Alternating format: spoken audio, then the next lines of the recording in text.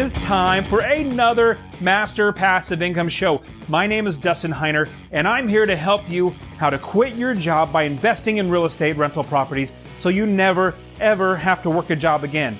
Now, I quit my job when I was 37 years old, and it is amazing, absolutely amazing to never, ever have a job again. I want that for you, and this is why I have this podcast. This is why I have this show, so that you can learn how to invest in rental properties, get passive income, where you make money every single month. Instead of you working an hour and getting paid for that hour, you work one time and you get paid over and over and over again. Now, today we're going to be talking all about recycling your money over and over again. I started with just $17,000. We started with $10,000, saved up some more and got a little bit of money from we sold something or sold a couple things, but we had $17,000 and we bought our first property.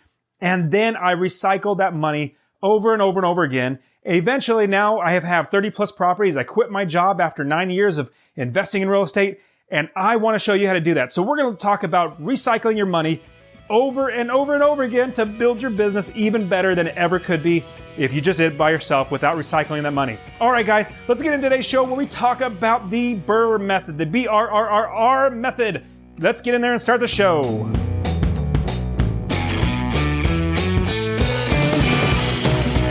Welcome to the Master Passive Income Podcast, where we talk about all aspects of real estate rental properties with a special focus on making enough money so you can quit your job and live the dream life. And now, here is your host, Dustin Heiner.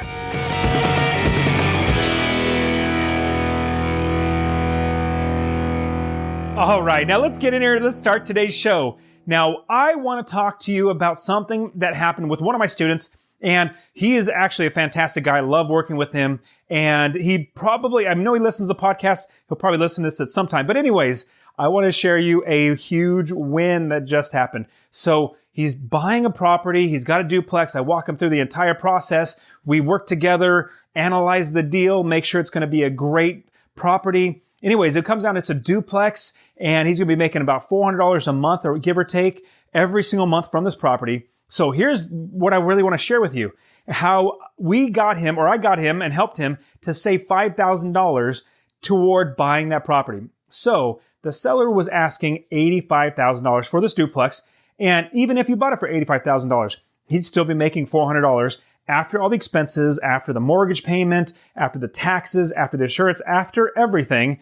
All the expenses are paid. He's still going to pocket around $400, give or take, around there every single month, $400. Now, as he was going to buy this property, I said, you know what? I would try to get this a little lower. I think you can get them to come down. After negotiating and working with him and helping him negotiate, he eventually got the seller down to $83,000. So they came down $2,000, which is great. That's $2,000 saved right then and there. I mean, would that be great? Just have an extra $2,000 in your pocket? Well, you're just not spending that $2,000. Anyways, long story short, with that $2,000, he had it for $83,000. So that's great. Now, here's a big tip I'm going to give you guys. You want to do an inspection period on every single property that you buy. And we do the inspection period. Make sure it's in there. It's a 7-day inspection period. Well, my student gets the inspection. The inspection comes back. Everything looks pretty good, but we see that the roof, it's a little older. It's probably going to need to be replaced the next 2 to 5 years. Well, we know that it needs to eventually be replaced, but 2 to 5 years isn't really all that bad. We can save up a good amount of money in 2 to 5 years to eventually replace the roof. We can also patch it and do things like that. But right now it's in decent shape. But the seller does not know that, and we're not going to tell them that. And as he's going to say, or my student comes back to me and says, hey, I'm ready to buy it. The inspection looks good. I looked over the inspection report, showed him everything I thought, and yeah, it looks really good. But here's what I said. You know what? I think we could save you some more money. How about let's do this? Why don't you go and ask the seller and say, not really ask, but basically try to get them to come down $3,000 because of the roof. Because you're going to get them to pay for half of the roof because it needs to be replaced.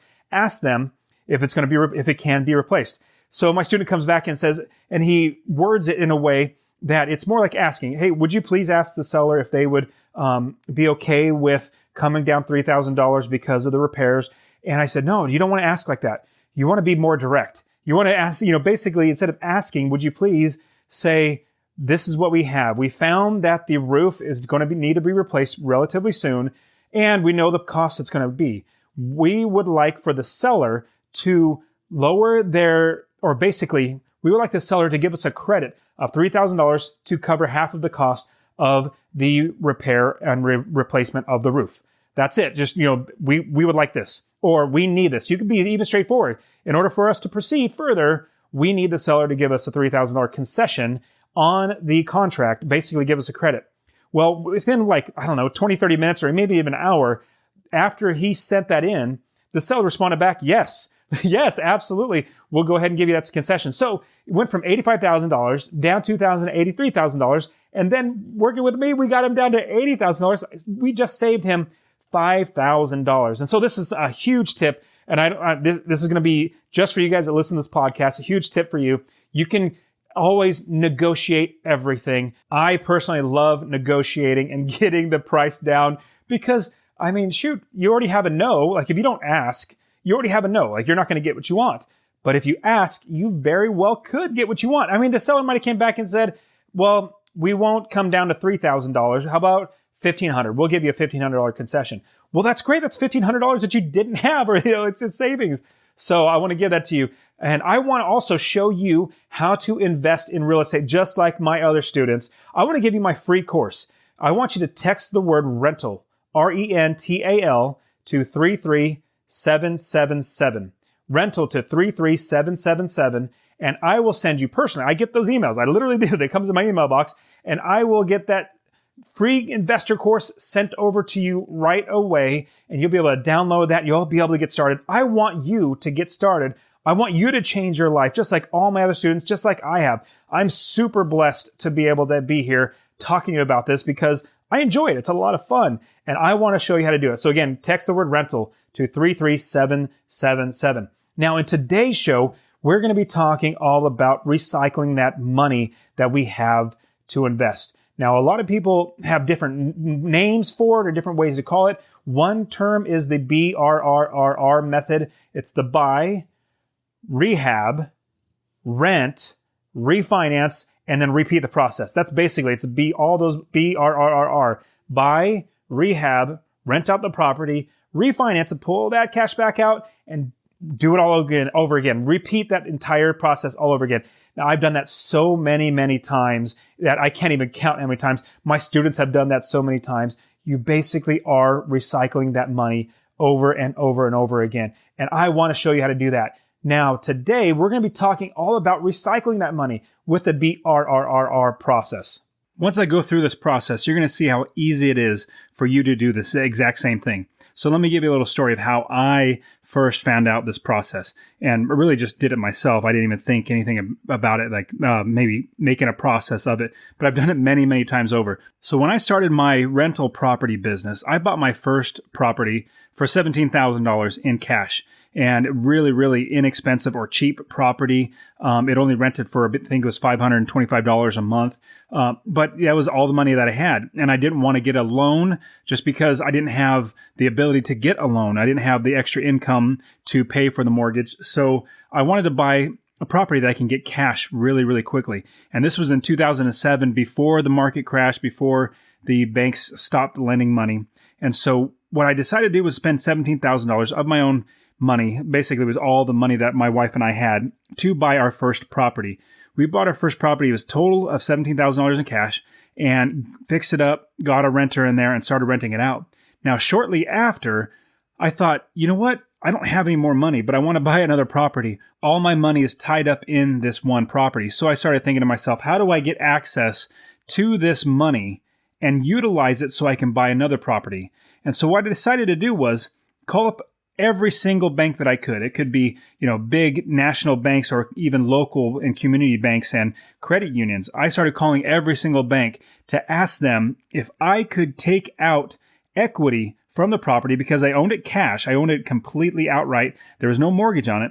See if I could pull money out. Now, the most of the downside for banks when they offer such a low amount of money coming out of their pockets for the loan. So the loan of $17,000, usually they don't make much money. It's much more hassle on their end because it's such a low dollar amount. Now, a $200,000 loan, that's a lot more money. And so they're much more willing to do that. Usually, and even right now, any loan that's under $50,000, banks don't really like to lend. So this was in 2007, and they were just giving out, money left and right. They were just basically, anybody had a pulse that wanted to apply for a loan, they give a loan. But what I decided to do was call up local banks. And so the area that I was investing in Ohio, I started calling up local banks and saying, I have this property, I bought it cash, I own it outright, I'd like to take out money from the equity. And so I found, after calling maybe 2 or 3 banks, I found a bank that actually lent me, I think it was like 80% of the total value of the home. I pulled that cash out with the refinance, got a decent rate. The mortgage payment was only like $120 a month or something like that, really, really low. And I took that same money that I just pulled out, so I bought a second house with it. So here's what I did. I bought a first house, waited a little bit, maybe 2 or 3 months, started calling some banks, refinanced, pulled all that money out, did a cash refinance out of that property, and then used that cash, recycled that cash, and then bought another property. Then after, this is my second property now, after maybe 2 months after that, I thought, hey, that worked out great. Let me go ahead and do it again. So I pulled out money out of the second house and then bought I bought 3 and 4, number 3. So I won 2 and then bought the third and fourth house in quick order. Like really, like it was 1 month bought one and then the next month bought the other. So I had 4 properties within, I want to say like a year and a half. I had 4 properties and basically used the same $17,000 that I bought the first property with and recycled that money enough times that I had 4 properties. Now, the 2 different loans that I had on the first and second property, I want to say that the total mortgage was right around, let's see, one was $120, the other one was $250. So that's $370 a month. So $370 a month that's coming out of my pocket in a mortgage. But the great thing is, each one of those property was bringing me $550 a month. Can you believe that? That's $1,650 a month coming in, passive income, or not passive, that's total rents, but then you minus the mortgage, you minus property management fees, you minus taxes, insurance, vacancy factor, all that sort of stuff. I was pocketing with those 2 mortgages $1,000 in passive income. That's passive income. That's profit. That's not counting all the expenses. I actually have that money coming in. And so each time I started thinking, wow, this is a great way to buy properties. And so once the market crashed in 2009, I did not have the ability to get any more loans because they weren't giving them out, especially at that low dollar amount. So let me jump into what this term or this process is called. So I've heard other people call it a bunch of different names, but one that most people have heard of recently is the B.R.R.R.R method. And that would be it's like basically an acronym for the process in which you go about building your property rental portfolio very, very fast. And this is how I did it. I buy my first property. I rehab or I fix it up. So the R, so buy is the B. R would be rehab the property. I get it ready, rent ready. I don't want it the best house on the street. I don't want the worst house on the street. I want it to be where a tenant will get in there and live there for 10 years. That's what my goal is. So I buy it, I rehab it, get it rent ready. So buy, rent, and then, buy, rehab, then I rent it. So the second R is getting the property rented. That's the big key, is getting that property rented. So you have passive income coming in every single month. So once you do that, the next step is to then refinance that property. Now, some banks have different criteria for how they actually go about doing the refinance. Some need a minimum of 3 months, 6 months, 8 months, or a year. So you just call around to as many different banks as you can until you find a bank that's going to give you the loan that you want. Or if you need to, wait just a little bit longer. Now, all those processes are very, very simple. The bank will walk you through how to actually do the refinance. Don't even sweat that. They want to actually give out loans, so they're going to make sure you get everything done right. Now, the next step is very simple. You repeat the entire process. Now, that's how I got from 1 property to 2 to 3 to 4 very quickly, as I actually repeated the process.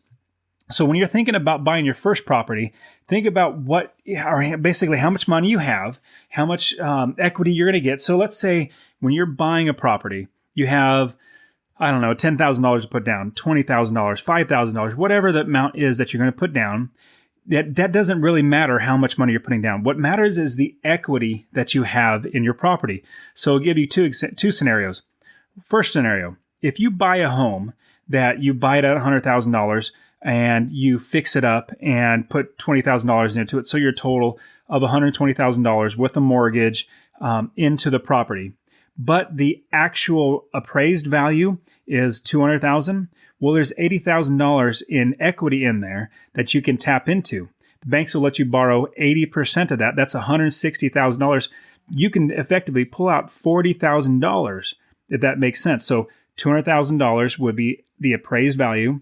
Bank will let you lend 80% of that. 80% of $200,000 is $160,000. Now you'll be able to borrow $160,000, but you put in $100,000 to buy the property and $20,000 to fix it up. So $180,000 minus $160,000 minus $120,000 is $40,000 in your pocket that you can potentially take out. Now here's a huge key. Biggest tip I can give you. That's one of the best things about this. That's tax-free money. Now imagine if you sold that house. You put $120,000 into it and you sold it for $200,000. Well, that's great. You made a great profit, but you pay a lot in taxes because it's capital gains tax. You're going to pay whatever the capital gains rates might be, 30% or 20% or whatever it is right now. But you're going to pay that rate, and you're also going to have other fees and things like that you're going to have to pay. And so what happens is when you refinance, the government, the IRS, does not look at your loan, the money you're pulling out. They don't look at that as profit. They look at you as taking it out as a business expense, so you can actually write it off. Instead of paying more in taxes, you actually pay less in taxes by pulling the money out because the bank sees it as a loan. And you can use that money to buy a Ferrari, or $40,000 is probably not going to buy you a good Ferrari, but buy a really nice car. You can use it to take your family on a trip. You can use it however you want, tax free, because that's your money. The government doesn't care. They just care that you're repaying the loan. They say, well, you got the loan, you make sure you repay the loan, and that's all they really care about. And they give you a tax deduction for getting that loan. So for me, buying that first property and pulling that money out, now I have that mortgage. Now the bank is actually going to, the IRS is now going to tax me less because I have that mortgage, because it's a business expense. The second property, exact same thing. Instead of selling it and getting capital gains tax on it, I actually pay less in taxes because that reduces the amount of taxes that I owe. Hopefully that all makes sense. Now, the next step is really, that was one scenario. If you remember, I was talking about two different scenarios. So the first scenario is where you bought a house and you fix it up and you got equity because you fixed it up. You made it a lot better. Now, those aren't the easiest to come by. Here's another scenario, and I've done this actually 2 or 3 times. If you have your own home, which I would strongly recommend that you own your own home. This is my own personal opinion. Some people differ, but I personally believe I'm in the business not of renting myself, like pay into rent. I'm in the business of being a landlord. And so I buy my house, and after living in it for maybe 7 years, the value of it went up. I fixed up the property. I added a new kitchen or remodeled the kitchen, remodeled the bathrooms and put new flooring in. So the appraised value went up. So from when I bought it, I bought the house at $210,000. I probably put in maybe $30,000. So I'm at $240,000. By the time I got done, it was appraising for, I want to say $280,000, $290,000, something like that. Well, anyways, I ended up pulling out $40,000 in cash from my own home. Now, obviously, that raises the mortgage. You could either get a second or get a whole new loan. What I did was I opted to get a whole brand new loan with cash out. And don't worry about the terms. Just talk to any mortgage broker, and they'll actually walk you through. They know everything about this loan process. They've done it many, many times. So don't even worry about it. Just let them walk you through it. Just tell them what's your ideal goal. If your goal is to pull out the cash out, as much cash out as possible, they'll work it out so that you can. So I pulled out $40,000 out of my home. Now, you could be thinking, wow, that $40,000, how much is that mortgage payment, that extra on top of it? Well, in reality, I think it was only like $400. No, scratch that. It was like $350 more a month. So what I did was, with the $350 more a month in mortgage, I took that $40,000. I bought one property, and then one property, actual passive income was $350. So with one property, I paid for that mortgage, and I think I bought the property for $10,000 in cash. So I still had $30,000 to play with. So basically, that whole added mortgage was paid for, and I still had $30,000. Well, then I bought 2 or 3 more properties with that cash, strategically buying them, and then I had, on top of having the mortgage paid for, I had $1,500 in passive income coming in on top of that. So hopefully that makes sense. So it'll give you a couple scenarios of how you can hopefully use the buying of a property or using a property that you currently own to refinance. So that was step 1, is buying the property. Now, step 2 is rehabbing the property to get it rented. Now, this is not, flipping it. You're not wanting to put the best of everything, like Sub-Zero refrigerators or, countertops that are either marble or something like that. Now, if your area calls for that, where your tenants are wanting that type of property, then, you probably want to put it in. But at the same time, that might not be the best place to rent. You want to rent where you get good tenants in there. And more than likely, good tenants are not going to move out to try to buy a home. If you go and get a really high-end property that costs a lot of money, that you're going to have to rent for a lot of money, those type of people may turn around and want to start buying. My point of view is, this is what I tell all my students. You want to buy a 3-bedroom, 2-bath, 2-car garage, 1,200 to 1,400 square foot home. Not something that's spectacular, that's 3,000, 3,600 square feet or something like that with 8 bedrooms. You don't want that headache. Yeah, there's many different reasons. So take it from me. You want to have as little headache as possible, as little rooms as possible, as little square footage as possible. And so if you buy a 3-bedroom, 2-bath, 1,200 square foot to 1,400 square foot 2-car garage home, you're going to have a lot less headache. So in order to rehab this property, to get it where it's rent ready, remember, buy is the first one, rehab and get rent ready is the next one. And so you need to make sure that the home is fixed up enough that the tenant, the future prospective tenant, is actually going to like the property, pay you what you believe it should be renting for. So if you think it should rent for $1,200, make sure the property's fixed up enough that would command that much money coming in. If you think that you're going to get $1,200, but you get $1,000, that's not good. If you think you're going to get $1,200, you get $1,400, that is good. Obviously, that's easy to say that, but you need to have due diligence before you actually buy the property. Talk to your realtors, talk to your property managers, talk to contractors, talk to other property managers that are not even yours. Just say, hey, I have this property. How much would you rent it for? Call up other listing agents and say, realtors that would actually list the property for lease. How much would you lease this for? You want to have a good understanding of what it takes to get it rented, how much you could rent it for, and how much money it's going to cost you to get it rented. So that's step number 2, is rehabbing the property, getting it rent ready. Now remember, you're not a homeowner. You're not the one that's going to be living in there. It's a business. It's inventory. Think of it as inventory. I have dozens of properties, and they're all inventory for me. And I don't think of it as, okay, this is my home. Let me make it perfect. You don't want to do that. So step 3 is you want to rent the property and acquire a signed lease. You want to have the tenant sign your lease and get it in your lease. You don't want them to dictate the terms. You want to make sure that they are set up on your lease and they start paying rent. Now, what is going to happen is this rent that you get in, you're going to document that as income for the bank. This is crucial, because what the bank is going to want to look at is the debt to income ratio. And don't worry about this. You're not going to actually have to remember this. The bank will take care of all this paperwork and the numbers and everything. But your debt to income ratio must be at a certain level. I want to say, some banks are 65%, some are 70%. That's pretty high. I think I had one that said 73% is the highest I can go debt to income ratio. Now, with that signed lease, you're going to show the bank that you're actually making money from this property. That increases your income coming in, which decreases your debt to income ratio, which allows you hopefully to get the actual refinance through, where you can actually pull out the cash.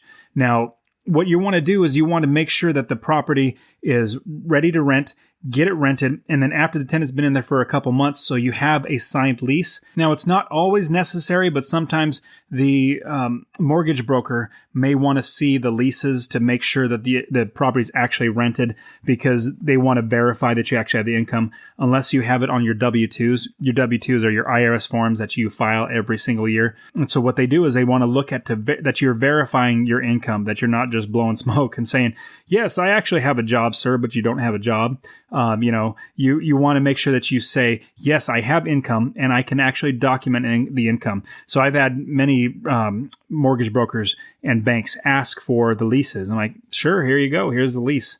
Now, step 4 is refinancing the property and cash out 75 or even 80% of the property. Now, there's 2 different things you can do. You can either refinance the property and get a second mortgage on it. So you have a first mortgage, you keep that current one that you have, and you get a second mortgage on it. You can do that where you have 2 mortgages. But what I usually do, it makes it easier. The banks like it more. They don't like being in the second position. First mortgage, the bulk of the loan that you bought the house for, that's first position. So if you default, they're going to get the first money. Whatever money comes out, they're going to get paid the first. The second loan, the second mortgage on it, is going to be paid after the first, if it gets any money. That's why banks don't like being in second position, because they're more than likely not going to get any money if you default. Now, this is what I do. I usually refinance the entire loan and say, I want a whole brand new loan, brand new interest rate, brand new terms. I want to start all over. And what the banks actually do, and there's a downside, which I'll get to. What the banks usually do is they like that a lot more, because they're going to be in first position. They're going to start everything all over again, and you're going to get a full cash out on top of the regular mortgage. So it's basically just one loan. Now, the downside with that, let's say you have a property that you've been paying for 10 years on it. It's a 30-year mortgage. You've been paying for 10 years on it. Well, your whole 30-year mortgage now starts over. If you get another 30-year mortgage, it starts over at 0, or, the first day. So you have 30 more years. That's 30 more years 10 more years of interest that you're going to, because you've already paid down 10 years. You have 20 years left. But if you get another 30-year mortgage, you have another 30 years. It starts all over again. Now, the big downside is banks get their interest up front.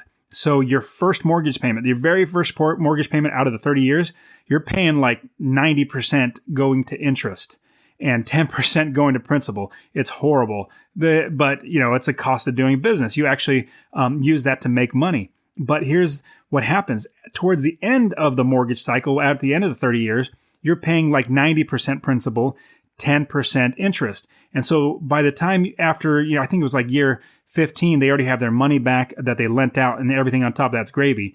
And so when you start the clock over again, you get another loan, you actually start paying all the interest up front all over again. So that's the big downside. So you have to play out and weigh out your options. A good way to get away from that would be to get a second mortgage. Now to get the loan, talk to as many mortgage brokers as possible. Now, I've gone through many different mortgage brokers. Some have gotten the job done, some haven't. Usually, I go with one until they can't do it, and then I go through another. But more than likely, I'll have at least 2 or 3 lined up. I'll go with one that sounds the best, or that sounds like they should be able to pull it off the best.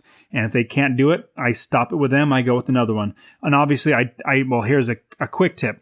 And this is when I say obviously, because it's obvious to me. But a quick tip is I'll give you, don't have them do an appraisal until they're just about done with the underwriting. Once they're, everything, they looked at all your paperwork, they looked at your income, they looked at your debt, they looked at, the lease. Once they've done everything and they're about ready to sign the papers, and they're saying, hey, the last thing we need is the appraisal, because that's when money comes out of your pocket. Before that, no money should come out of your pocket. I've never paid anything before that. They only get paid when they get the loan through. And so the only time that money comes out of your pocket is when you do the appraisal.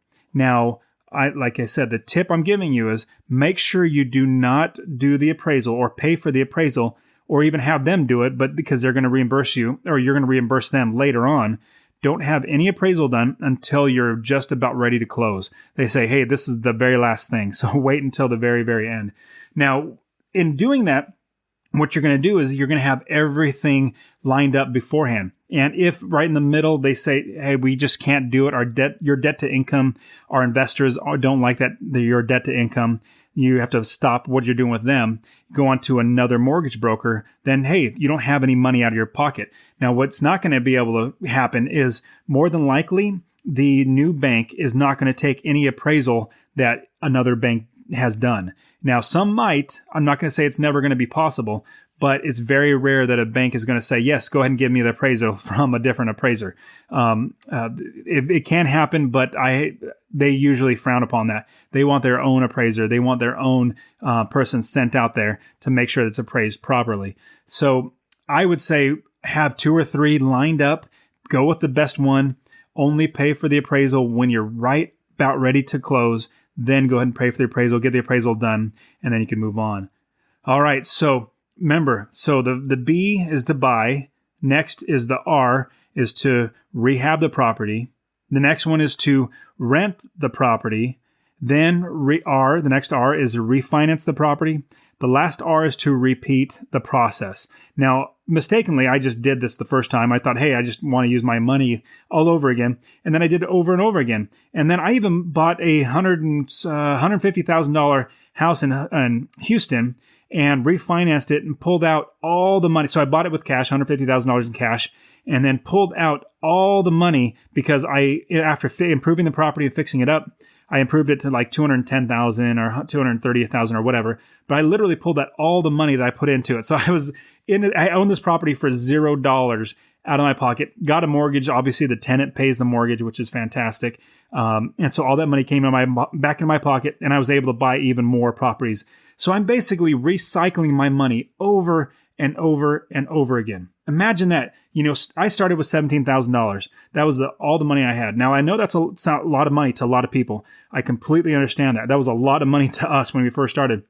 But now, after recycling that money over and over and over and over and over again, and doing it strategically, we now are able to do, like I've said, we're traveling Europe. We're going for 6 weeks all throughout Europe. We just got done with Israel, and they're now in Austria. It's just been absolutely a blast.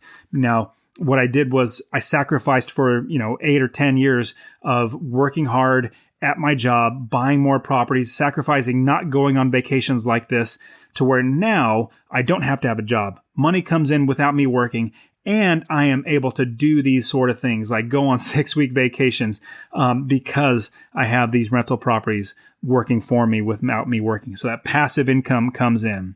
And that is the entire process. It's really, really not that hard, but it's the starting capital that a lot of us have to worry about and be concerned about. I have so many other shows where I talk about getting starting capital, getting funding, and all that good stuff. So go back and listen to those episodes as well.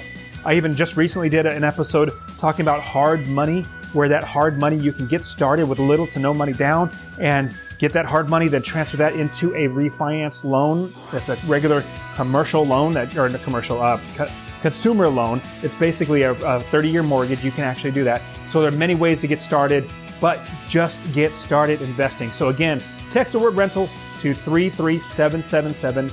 I want you to get started investing. I want you to change your life forever and never have to work a job again. All right, you guys have been fantastic. Thank you so much for being here with me. Again, I really, really appreciate you. I will see you next week. You guys take care of yourselves. See ya.